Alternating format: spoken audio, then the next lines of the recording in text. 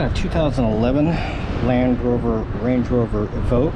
This is going to be the 4-cylinder version.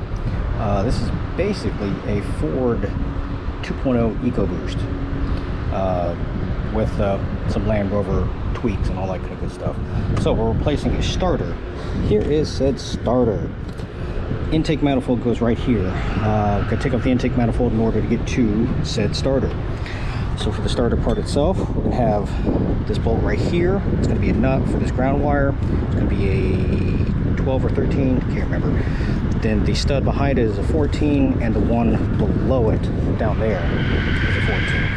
You can use a 3-inch extension and a deep or shallow socket and remove those, and then the whole item just pops right out. For the power wire, it's going to be a 12. For the control wire, it's going to be a 10.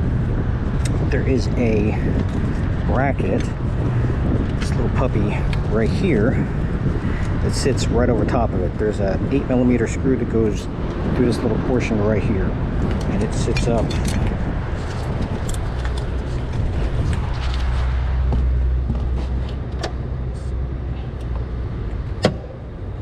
Sits right there. Basically, remove it to gain access to the starter to make it move out of the way a little bit easier.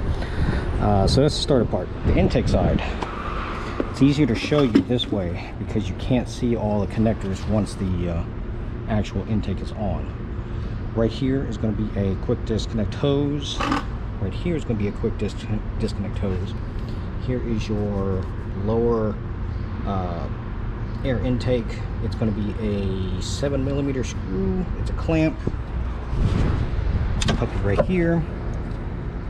So you'll be able to get a 7mm and rotate that off, and then this will be on here rather tight because it is a ribbed type of attachment.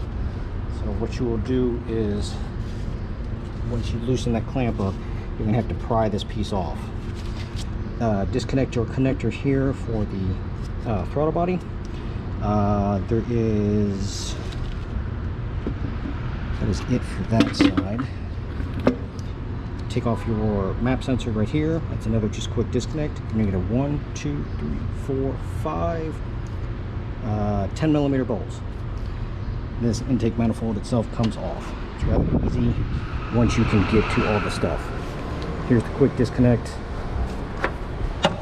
Here's the quick disconnect for the side piece. It's one of the BMW, Land Rover, Range Rover, all the typical type connectors. These you can actually squeeze without a problem and don't need to get a tool on it. That one there, and then that's the one facing in this direction. You squeeze those off, pop those off, and then the intake itself will come right out. Do change out your intake gaskets. Since this is a 2011, has never been off, that is definitely going to be an item that will be done. This is a Ford motor, but I did not find the intake gaskets on a Ford site. It had to be a Land Rover, Range Rover part number. The Erling part number is that. It's also a Land Rover, Range Rover number right there. There was no cross-reference for any of the Ford gaskets, so I don't think you can use them for it. But don't quote me on it, because there was not a cross-reference number for a Ford number for that. Just that Land Rover number, and that was it. But if you don't replace those, you will get a nice little air leak right through here and probably cause a check engine light with a couple of lean codes. But that is relatively it for this thing. Not too bad. Go back together, going on about probably about a total of about an hour and 15 minutes once it's back installed. But questions or comments, let me know.